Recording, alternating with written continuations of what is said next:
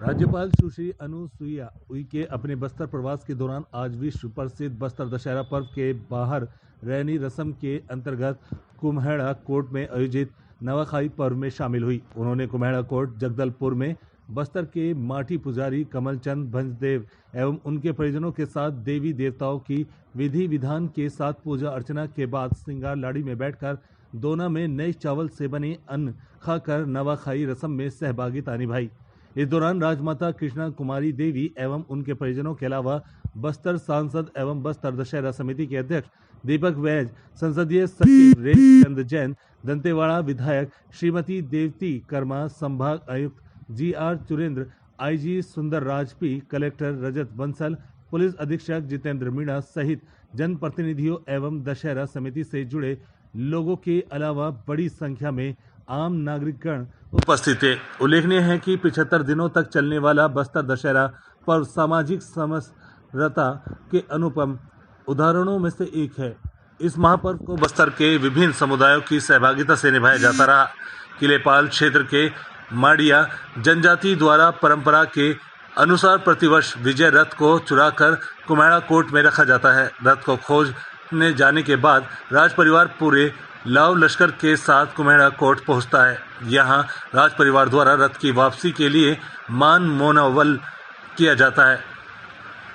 माड़िया समुदाय द्वारा उनके लिए साथ मिलकर नवाखाई की शर्त रखी जाती है, जिसे राज परिवार द्वारा सहर्ष स्वीकार कर लिया जाता है।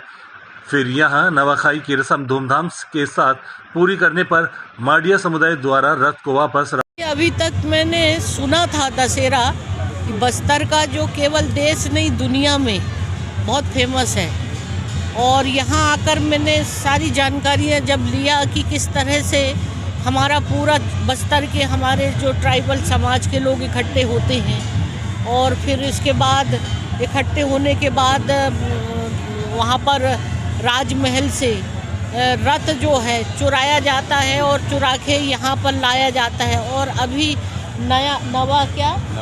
नवा खाना जो नई फसल होती है उसका राजा साहब ग्रहण करेंगे और पूरे लोग भी उसको ग्रहण करते हैं।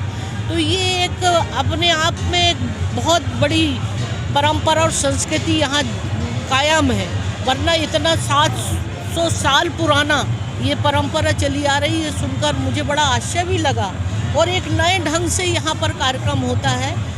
तो मेरी भी इच्छा हुई कि मैं पिछले बार ही आने वाली थी, लॉकडाउन में नहीं आ पाई, लेकिन इस बार आकर सब देख रही हूँ। मैं कल भी मैं वहाँ थी राजमहल में, और वहाँ जो पूजा और घोड़े की पूजा हुई वहाँ परंपरागत, और फिर आज भी कार्यक्रम यहाँ पर उसकी पूजा है।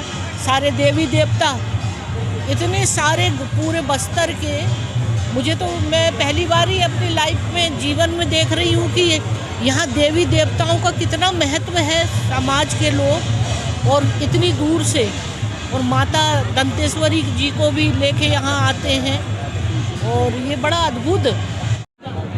और पास कर ले चलो जी, बता देंगे। आज का जो रस्म है जिसे कि राजा बाहर रहनी कहा गया है, बाहर रहने का अर्थ ये कि राजा आज के दिन वेशभूषा में आते हैं। जैसा कि आपने देखा कि जो रथ चोरी हुआ था ये माड़िया समुदाय के लोग हैं, जबकि रियासत कालीन में जब बस्तर दशहरा का जब काम का वितरण हुआ था उसमें एक समुदाय जो छूट गया था, उन्होंने रथ को चोरी करके यहाँ ले आए थे। उस समय बहुत घना जंगल हुआ करता था। जब पता चला तब उनके बाद ये पता चला कि जब ये रथ यहाँ छुपाया गया तो माड़िया समुदाय वालों ने ये कहा था कि आप हमारे पास आ करके अगर अन्न लेंगे और राजा नया खाई खाएंगे। आप जानते हैं कि बस्तर में या छत्तीसगढ़ संभाग में देखेंगे तो धीरे धीरे करके प्रदेश में नवाखाई ख़त्म हो चुका है, ऑलमोस्ट ख़त्म हो गया। तो राजा नया खाई उस समय होता है जब सभी का हो जाता है, ग्रामीण लोगों का। तो आज राजा नया खाई भी माना जाता है और राजा बाहर रहनी। तो एक पनिशमेंट था जो राजा को मिला था, और उस पनिशमेंट के तहत आज राजा यहाँ पे उपस्थित होते हैं एक राजाशाही वेशभूषा में। और आप जानते हैं आज के दिन हमारे लिए सौभाग्य की बात है कि गवर्नर मैडम भी हमारे साथ उपस्थित हुई हैं।